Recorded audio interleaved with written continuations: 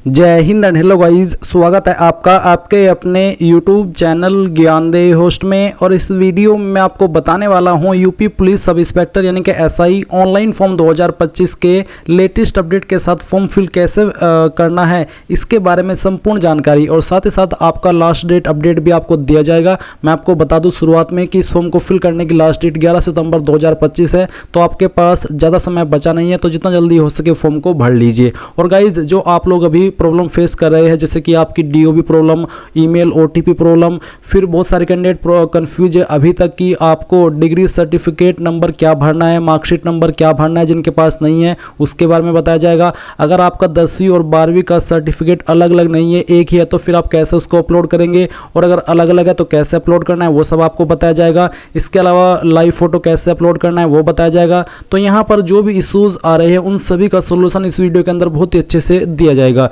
सबसे पहले मैं यहाँ पर बात कर लेता हूँ आपके डिग्री सर्टिफिकेट को लेकर के। तो गाइज डिग्री सर्टिफिकेट को लेकर के यूपी पुलिस पहले ही आपको क्लियर कर चुका है कि अगर आपका 10वीं 12वीं का सर्टिफिकेट एक ही है तो दोनों में आपको एक ही अपलोड करना है, मार्कशीट में भी और सर्टिफिकेट में भी। और अगर अलग अलग है, मार्कशीट अलग सर्टिफिकेट अलग, तो आपको दोनों में अलग अलग अपलोड कर देना है। और जिन कैंडिडेट का अभी जो प्रोविजनल डिग्री है वही है वो उसको अपलोड कर दे, यानी कि अगर आपके पास अभी जो मेन सर्टिफिकेट होता है वो अवेलेबल नहीं है तो आप आपकी मार्कशीट अपलोड कर सकते हैं। और मार्कशीट में अगर आपको कोई भी नंबर देखने को मिल रहा है, जैसे कि आपका सीरियल नंबर या फिर आपका इनरोलमेंट नंबर, तो वो नंबर आप वहां पर सर्टिफिकेट नंबर वाली कैटेगरी के अंदर डाल दीजिएगा। कोई भी इशू वाली बात नहीं है। जब आपका डॉक्यूमेंट वेरिफिकेशन होगा, जब आपका फिजिकल होगा, तब आपकी जो डिग्री है वो आपके पास अवेलेबल हो जानी चाहिए, रियल वाली जो कि आपको मिलती है। तो ये चीज़ आपने यहाँ से क्लियर कर ली। फिर जो डीओबी की प्रॉब्लम आ रही है, तो गाइज ये आपकी इसलिए आ रही है क्योंकि लास्ट डेट जैसे नज़दीक आती है तो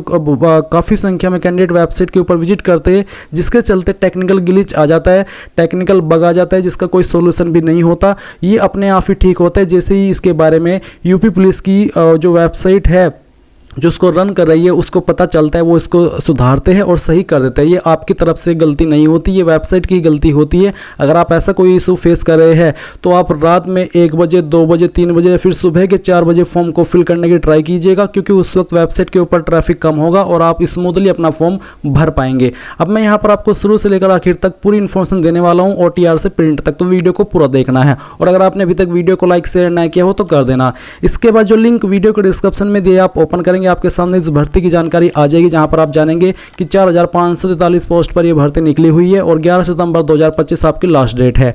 और आप यहां पर देख सकते हैं कि कौन सी पोस्ट के लिए कितनी वैकेंसी और क्या क्वालिफिकेशन चाहिए। बेसिकली क्वालिफिकेशन तो आपसे बैचलर डिग्री ही मांगी है, यानी कि अगर आप ग्रेजुएट है तो आप इसमें अप्लाई कर सकते हैं। फिर आप यहां पर आपकी एज लिमिट देखेंगे, अपनी फीस देखेंगे, जो कि जनरल, OBC, EWS के लिए 500 है और SC ST जो बाकी कैटेगरी है उनके लिए आपकी 400 रुपये फीस रखी गई है। फिर यहाँ पर फिजिकल कंडीशन भी दी गई है, आपका सिलेक्शन प्रोसेस और आपका जो सिलेबस है वो बहुत ही अच्छे से यहाँ पर दिया गया। तो सभी इन्फॉर्मेशन चेक करने के बाद अगर आप एलिजिबल है और आपने अभी तक फॉर्म नहीं भरा और आपका इंटरेस्ट है तो इंपॉर्टेंट लिंक के सेक्शन में आएंगे, अप्लाई ऑनलाइन लिंक ओपन करेंगे, ये वेबसाइट आपके सामने आ जाएगी। यहाँ पर आने के बाद में मैं आपको बता दूं कि अगर आप इसके ऊपर पहले ही OTR कर चुके हैं तो आप लॉगिन विद अकाउंट इसके ऊपर क्लिक करके आपकी रजिस्टर्ड ईमेल ID या नंबर और आपका पासवर्ड इसका इस्तेमाल करके लॉगिन कर लेंगे। बट गाइज अगर आप फ्रेशर है, आपने अभी तक इसका जो OTR है वो किया ही नहीं है, पहली बार इस वेबसाइट से कोई फॉर्म भरने वाले हैं या भर रहे हैं, तो आप यहाँ पर ओके करके रजिस्टर हियर इसके ऊपर क्लिक करेंगे।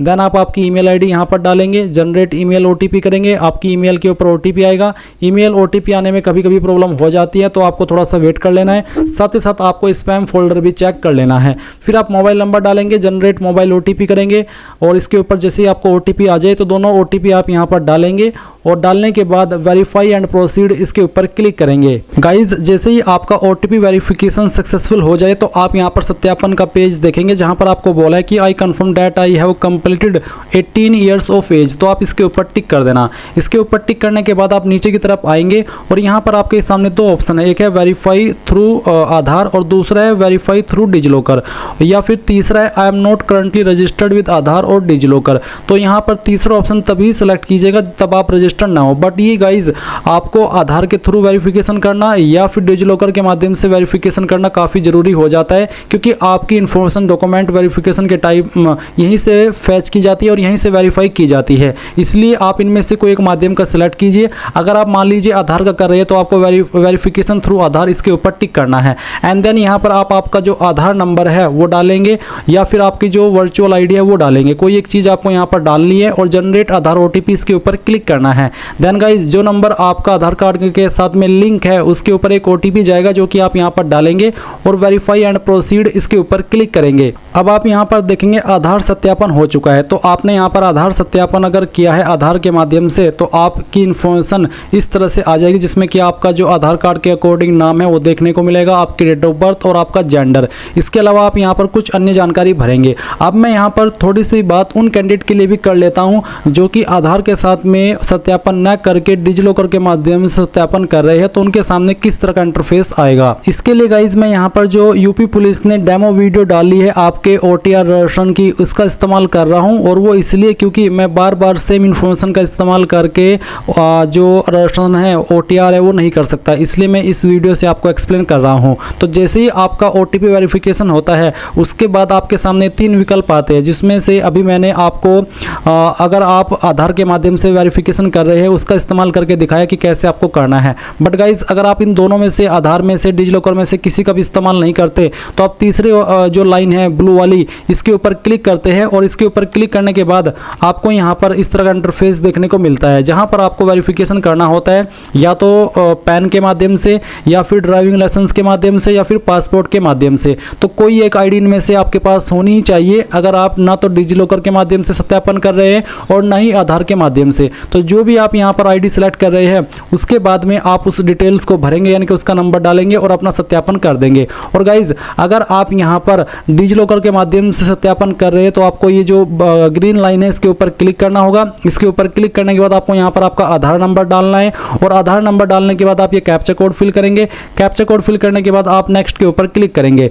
नेक्स्ट के ऊपर क्लिक करने के बाद में आप यहाँ पर देखेंगे आपको बोला है कि एक OTP, तो बेसिकली आपको यहाँ पर OTP सेंड किया गया है। तो आप यहाँ पर आपका वो जो OTP मिला है आपके नंबर के ऊपर वो OTP डालिएगा जो कि आपका आधार कार्ड के साथ में लिंक है और फिर कंटिन्यू कर दीजिएगा। फिर आप यहाँ पर एक 6 डिजिट का सिक्योरिटी पिन क्रिएट करेंगे अपनी चॉइस का, जिसका एग्जाम्पल आपको आपकी डिस्प्ले के ऊपर देखने को मिल जाएगा। तो आप यहाँ पर जैसे ही पिन क्रिएट कर ले और कंटिन्यू करें तो फिर आप यहाँ पर देखेंगे कि जो आपका डिजिलॉकर अकाउंट है वो बन चुका है और आप यहाँ पर देखेंगे आपकी सभी इन्फॉर्मेशन आ चुकी है। तो आप जिस इन्फॉर्मेशन का एक्सेस देना चाहते हो यूपी पुलिस को उसको आप टिक कर देंगे। जैसे कि जो आपके डिटेल्स डिजिलॉकर अकाउंट के ऊपर अवेलेबल है वो आपको यहाँ पर देखने को मिलेगी। तो आपको क्या करना है, आप यहाँ पर देखेंगे नीचे की तरफ आएंगे और नीचे की तरफ आकर के आप इन सभी को सिलेक्ट कर देंगे, यानी कि जिस डिटेल को आप देना चाहते हैं उसके ऊपर टिक कर देना और फिर अलाउ कर देना। अलाउ करने के बाद में आपका यहाँ पर डिजिलॉकर के माध्यम से सत्यापन हो जाएगा। तो गाइज मैंने आपको तीनों तरीके से बता दिया कि कैसे आपको आपका सत्यापन करना है डिटेल्स का। अब मैं यहाँ पर अगेन अपनी इन्फॉर्मेशन से आपको सत्यापन करके बाकी की इन्फॉर्मेशन फिल करके दिखाने वाला हूँ। तो आपको नेशनलिटी के अंदर आना है और यहाँ पर सिटीजन ऑफ इंडिया सेलेक्ट कर लेना है। इसके बाद में आप यहाँ पर देखेंगे मैट्रिकुलेशन हाई स्कूल प्रमाण पत्र में पूरा नाम, आपका जो 10th का सर्टिफिकेट है उसके अंदर पूरा नाम क्या है वो पूरा नाम आपको यहाँ पर एंटर करना है। वही नाम डालिएगा जो आपका 10th के सर्टिफिकेट के अंदर हो। अगर 10th के सर्टिफिकेट के अंदर अलग नाम है तो आप अलग नाम यहाँ पर भरिएगा। फिर जो आपका डेट ऑफ बर्थ है वो जो भी है डेट ऑफ बर्थ आपके 10th के सर्टिफिकेट के अंदर वो डेट ऑफ बर्थ आपको यहाँ पर एंटर कर देना है। तो इस तरह से आपको यहाँ पर एंटर करना होगा। एंड देन आप यहाँ पर देखेंगे जेंडर, तो आपको आपका जेंडर सेलेक्ट कर लेना है। फिर यहाँ पर जो भी आपका फादर नेम है वो आप एंटर करेंगे। फादर नेम को दोबारा डाल करके वेरीफाई कर देंगे। फिर आपको प्रोसीड के ऊपर क्लिक करना है। इसके बाद आपके सामने यहाँ पर कुछ ऐसा इंटरफेस आएगा जहाँ पर आपको पासवर्ड क्रिएट करने को बोला है। और गाइज मैं आपको बता दूँ, अगर आपकी डिटेल्स आधार के साथ में मैच नहीं हो रही है और आपको उसको मैच करानी है तो अभी के लिए आप यहाँ पर आई एग्री कर दीजिए कि मुझे पता है कि मेरी डिटेल आधार के साथ में मैच नहीं हो रही है, क्योंकि मेरी आधार कार्ड के साथ में नाम DOB अलग है और मेरे 10th के सर्टिफिकेट में डिटेल्स अलग है। तो आप आगे उसके बावजूद भी बढ़ सकते हैं। बाद में चाहे तो आप आपकी डिटेल्स 10th के सर्टिफिकेट के अकॉर्डिंग करा लीजिएगा। तो आप यहाँ पर आपका पासवर्ड क्रिएट करेंगे। पासवर्ड आपका कैसा है उसका एक डेमो आप यहाँ पर देख लीजिए। पासवर्ड के अंदर इंग्लिश का कैपिटल लेटर, स्मॉल लेटर, कोई एक स्पेशल कैरेक्टर और साथ ही डिजिट, कुछ कुछ इस तरह का पासवर्ड आपको बनाना है जिसमें कि जैसे कि मैंने बताया कि छोटा अक्षर भी होना चाहिए, बड़ा अक्षर भी होना चाहिए, डिजिट भी होना चाहिए और कोई स्पेशल कैरेक्टर भी होना चाहिए। पासवर्ड की लेंथ आपकी 8 से 16 कैरेक्टर के बीच में होनी चाहिए। तो जो भी पासवर्ड आपने यहाँ पर बनाया दिए गए इंस्ट्रक्शंस के अकॉर्डिंग वो यहाँ पर डालने के बाद कंफर्म पासवर्ड में दोबारा डालेंगे और फिर आई एम नॉट रोबोट के ऊपर क्लिक करके preview and create an account इसके ऊपर क्लिक करेंगे। अब गाइज जो भी आपने इन्फॉर्मेशन अभी भरी है वो सभी इन्फॉर्मेशन आपके सामने है। आप इन सभी जानकारी को डबल चेक कर ले क्योंकि बाद में आपको एडिट का मौका नहीं मिलेगा, ये क्योंकि ये वो इन्फॉर्मेशन है जो कि आप रजिस्ट्रेशन के समय भरते हैं। तो अब आप यहाँ पर टिक कीजिए और फिर क्रिएट एन अकाउंट इसके ऊपर क्लिक कीजिए। अब आपको यहाँ पर प्रोसीड कर देना है। प्रोसीड करने के बाद देखेंगे यूजर क्रिएटेड सक्सेसफुली।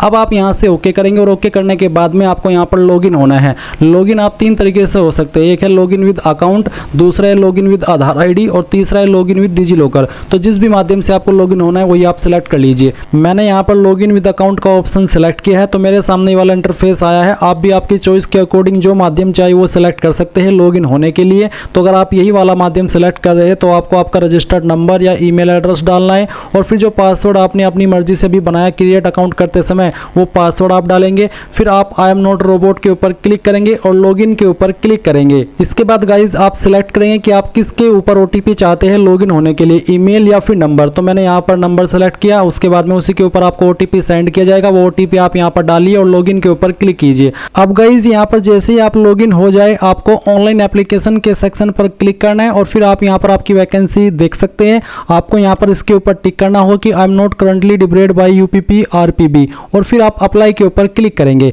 इसके बाद में आपके सामने वो सब इन्फॉर्मेशन आएगी जो कि आपने ओटीआर के समय भरी थी और अभी आप यहाँ पर इसमें मदर्स नेम में जो आपकी माताजी का नाम है वो एंटर कर देंगे। ये इंटरफेस कुछ ऐसा ही है जैसे कि आरआरबी का होता है। अगर आपने आरआरबी का कोई फॉर्म भरा है तो आपको पता होगा कि उसका वेबसाइट का इंटरफेस भी कुछ ऐसा ही है, बिल्कुल ऐसा ही है, बस कलर चेंज है। अब यहाँ पर आप नीचे की तरफ आइएगा और फिर आपको मैरिटल स्टेटस बताना है, अनमैरिड, मैरिड, डाइवोर्स्ड, जो भी आपका स्टेटस है वो आप यहाँ पर सेलेक्ट कर लेना। फिर पूछे are you domicile of UP, क्या आप यूपी के स्थायी निवासी है? अगर हाँ तो यस, नहीं तो आप नो करेंगे।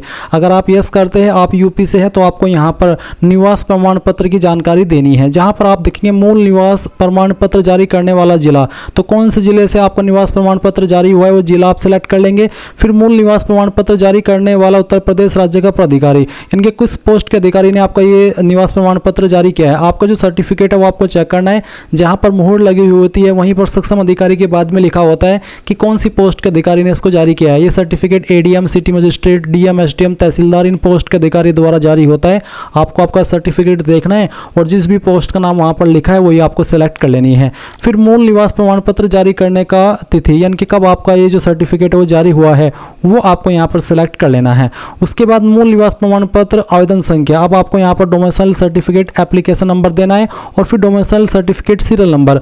आपको ये दोनों चीज़ें आपके निवास प्रमाण पत्र में देखने को मिल जाएगी, एक होता है सीरियल नंबर, एक होता है आपका सर्टिफिकेट नंबर। तो आप यहाँ पर ऊपर की तरफ पहले वाले में डोमिसाइल सर्टिफिकेट एप्लीकेशन नंबर डालेंगे और दूसरे में फिर आपका डोमिसाइल सर्टिफिकेट सीरियल नंबर, ये चीज़ें आप यहाँ पर भर देंगे। फिर नीचे की तरफ आएंगे, देखेंगे कास्ट कैटेगरी, अगर आप जनरल है तो general, SC, ST, OBC, EWS है तो ईडब्ल्यूएस। मान लीजिए आपकी कैटेगरी यहाँ पर ओबीसी है तो आपको यहाँ पर बोला है कि केवल उन श्रेणियों के अभ्यर्थी आरक्षण के लिए पात्र है जिन्हें उत्तर प्रदेश द्वारा सरकार द्वारा SC, ST, OBC, non creamy layer और ईडब्ल्यूएस के रूप में मान्यता दी गई है। तो आप I understand and I agree इसके ऊपर क्लिक कर देना। अगर आपकी कैटेगरी ओबीसी के अलावा एसटी है तो आपके सामने इस तरह का इंटरफेस आएगा। इसमें भी आप कैसे इन्फॉर्मेशन भरेंगे वो जान लीजिए।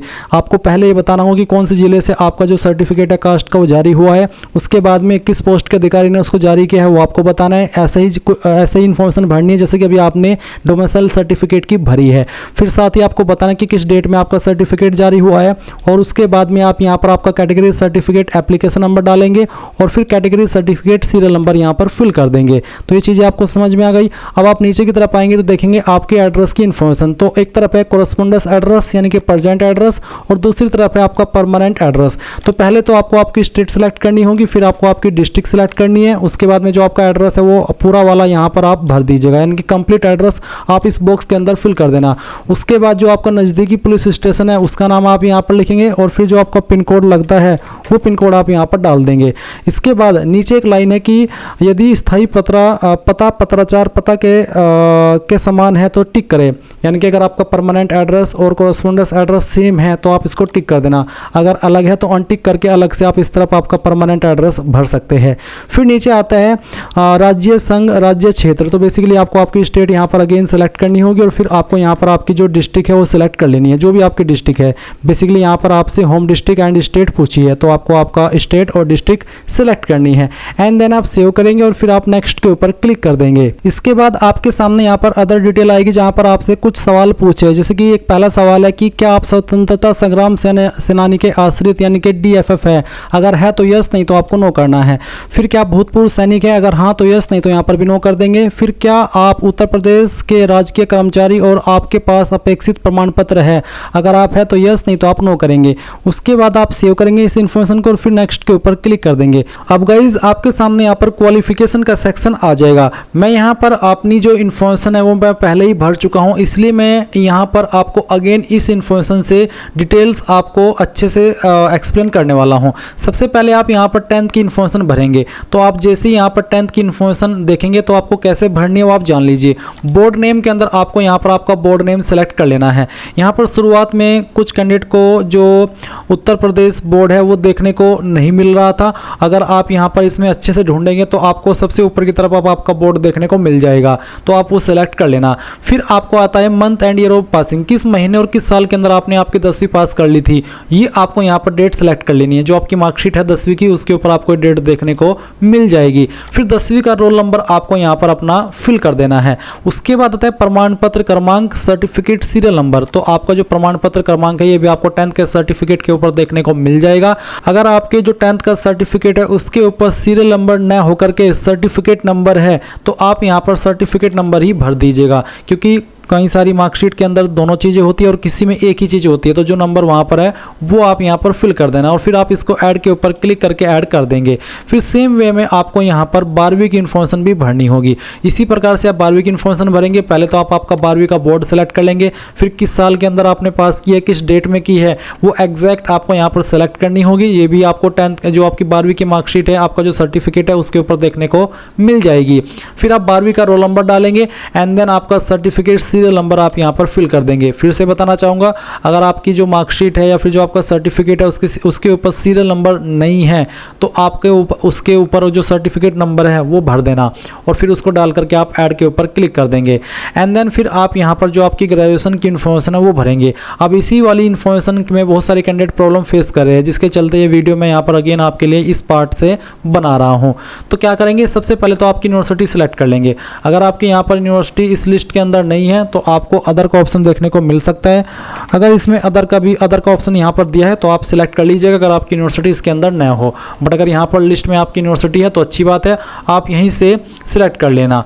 उसके बाद में आता है month and year of passing, यानी कि आपने किस महीने और किस साल के अंदर पास की है। अब गाइज यहाँ पर सबसे कन्फ्यूजिंग चीज़ तो यही है कि बहुत सारे कैंडिडेट का भी जो सर्टिफिकेट है वो नहीं मिला है, तो आपको कन्फ्यूजन होगा कि मुझे तो नहीं पता कि मैं किस डेट में एग्जैक्टली उसको पास किया हूँ, क्योंकि डेट तो वो पूछी जो आपके सर्टिफिकेट के ऊपर होती है। तो ऐसे में गाइज जिस दिन आपका रिजल्ट आया था जिसमें कि आप पास बताए गए थे वो डेट आप यहाँ पर सिलेक्ट करेंगे, क्योंकि यहाँ पर जो आपसे डेट पूछी है ये आपकी month and year of passing पूछी है। जनरली आप यहाँ पर वो जो डेट भरते हैं वो वाली भरते हैं जो कि आपके सर्टिफिकेट के ऊपर मेंशन होती है। जैसे कि अभी मैंने आपको बताया भी कि 10वीं और 12वीं के सर्टिफिकेट के ऊपर डेट होती है पासिंग, वो आप भरते हैं। बट अभी तो आपका सर्टिफिकेट नहीं आया, आप ऐसे कैंडिडेट हैं जिनका सर्टिफिकेट अभी उपलब्ध नहीं है, उनके पास अभी सिर्फ प्रोविजनल मार्कशीट है, तो ऐसे में उन कैंडिडेट को यहाँ पर वो डेट सेलेक्ट करनी होगी जिस डेट में आपने पास किया, यानी कि जिस डेट में आपका रिजल्ट आया था।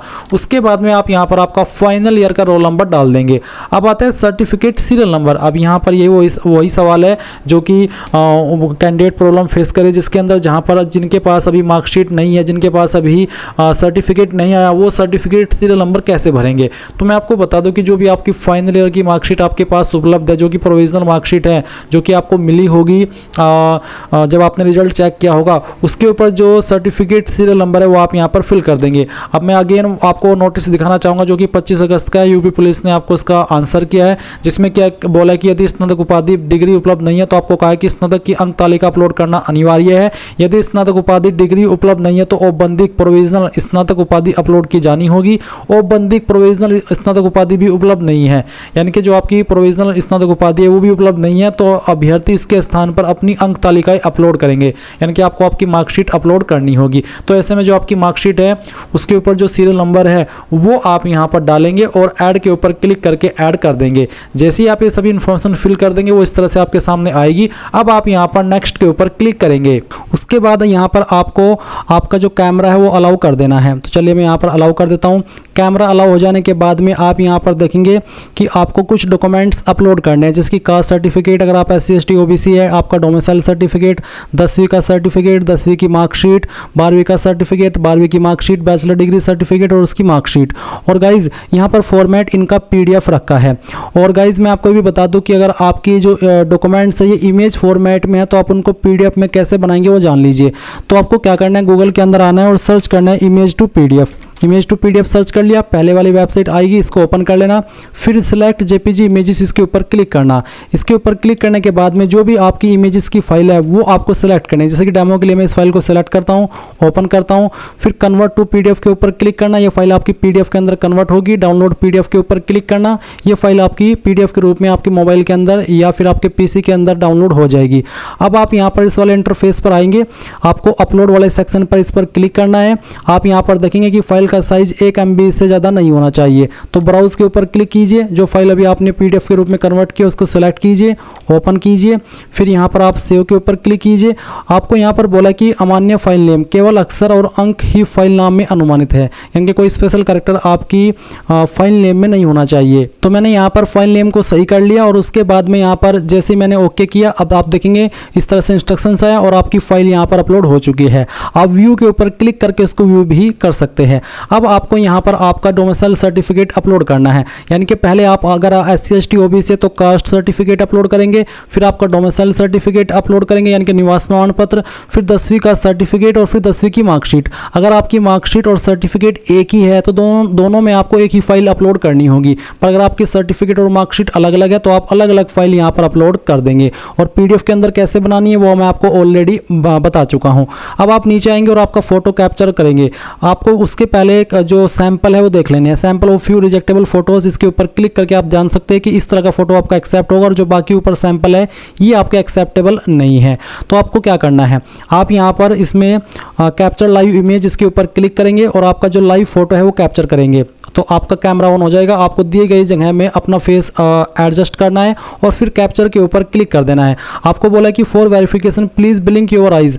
आप यहाँ पर आपकी आइज ब्लिंक करेंगे यानी कि पल के झपकाएंगे और आपका फोटो ऑटोमेटिकली कैप्चर कर लिया जाएगा। अगर ना हो तो आप यहाँ पर कैप्चर के ऊपर क्लिक करके कैप्चर कर लेना। गाइज यहाँ पर मैं आपसे माफ़ी चाहता हूँ कि मैं आपको आगे का प्रोसेस नहीं दिखा पा रहा हूँ, और वो इसलिए क्योंकि इस वेबसाइट का जो लाइव फ़ोटो लेने का टाइप है या फिर कह लीजिए कि इनका जो सिस्टम है वो बिल्कुल टट्टी है, वो बहुत ही बेकारा है। मैंने यहाँ पर अपने पूरे घर में अलग अलग दीवार के सामने जा कर के सेल्फी से फ़ोटो क्लिक करने की कोशिश कर ली, अपने कंप्यूटर से कोशिश कर ली वेब कैमरा का इस्तेमाल करते हुए, बट मेरे से मेरा फ़ोटो अपलोड नहीं हो पाया। और मैं माफ़ी चाहता हूँ, कम से कम मुझे आधा घंटा हो गया लाइव फ़ोटो कैप्चर करते हुए, बट मेरा फ़ोटो कैप्चर नहीं हो पाया है क्योंकि मेरे घर में कोई भी ऐसी प्लेन दीवार नहीं है जिसका इस्तेमाल करके मैं अपने इस फ़ोटो को अपलोड कर सकूँ। और मैंने जो ट्रिक इस्तेमाल की उन ट्रिक का भी इस्तेमाल करके ये फ़ोटो अपलोड नहीं हो पाया है। पता नहीं कौन सा ये सिस्टम इसमें यूज करते हैं फ़ोटो कैप्चर करने का। अगर सही फेस दिख जाता तो बोलते हैं कि बैकग्राउंड क्लियर नहीं है, अब इन्हें बैकग्राउंड भी चाहिए।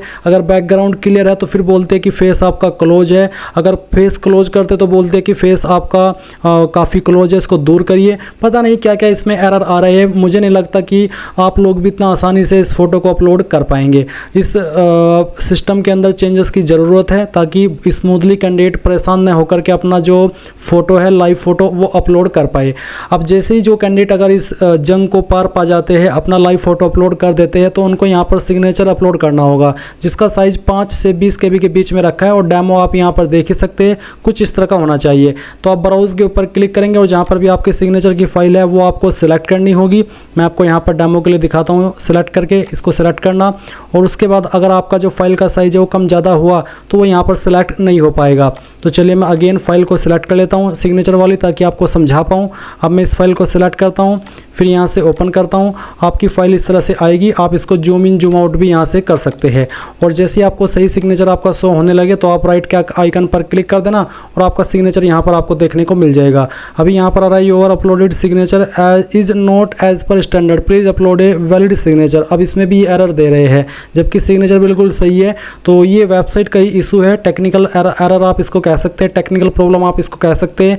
तो आपको यहाँ पर जैसे ही आपका सिग्नेचर अपलोड हो जाए तो पहले सेव करना है और फिर आप यहाँ पर नेक्स्ट के ऊपर क्लिक करेंगे। तो गाइज मैं आपसे माफ़ी चाहता हूँ कि मैं आपको आगे का प्रोसेस नहीं दिखा पा रहा हूँ, इसलिए मैं आपको वर्बली बता दे रहा हूँ कि आपको इसके आगे क्या प्रोसेस फॉलो करना है। इसके बाद में आपके सामने ऑप्शन आएगा प्रेफरेंस का, जो इसमें आपकी अलग अलग पोस्ट है तो आपको उनको प्रेफरेंस देनी है कि मैं इस पोस्ट को पहले नंबर पर प्रेफरेंस देना चाहता हूँ, उसको सेकंड पर, वो आप प्रेफरेंस दे देंगे। प्रेफरेंस देने के बाद में आप अपने फॉर्म का प्रीव्यू देखेंगे, यानी कि जो इन्फॉर्मेशन आपने भरी है उन सभी को आप डबल चेक कर लेंगे, और जब आप पूरी तरीके से श्योर हो जाएंगे तब जाकर के आप फाइनल सबमिट करेंगे। फाइनल सबमिट करने के बाद में आपको आपका पेमेंट करना है। आप ऑनलाइन वे में किसी भी माध्यम का इस्तेमाल करके फ़ी पेमेंट कर सकते हैं, और जैसे ही आपका फ़ी पेमेंट हो जाएगा तो ही आपका फॉर्म फाइनल सबमिट माना जाएगा। और इस तरह से गाइज आप लोग आपका यूपी पुलिस एसआई का फॉर्म भर पाएंगे। माफ़ी चाहता हूँ गाइज मैं आपको कंप्लीट प्रोसेस नहीं दिखा पाया, मुझे काफ़ी दुख हो रहा है कि मैं आपको लाइव प्रोसेस आगे का नहीं दिखा पाया, क्योंकि मुझे भी अंदर से अच्छी वाली फीलिंग नहीं आ रही है कि जब मैं आपको इस तरह से पूरा प्रोसेस नहीं दिखा पाता।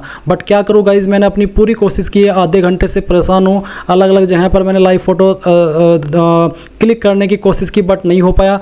आई होप ये जो फ़ोटो लेने का इनका सिस्टम है वो सही हो और इतनी प्रॉब्लम इसमें ना आए और आप लोग अब स्मूथली अपना फ़ोटो अपलोड कर पाएंगे। अगर आपको भी ये इशू आ रहा है तो आप कमेंट के माध्यम से मुझे बताइएगा ज़रूर। And thanks for watching. जय हिंद।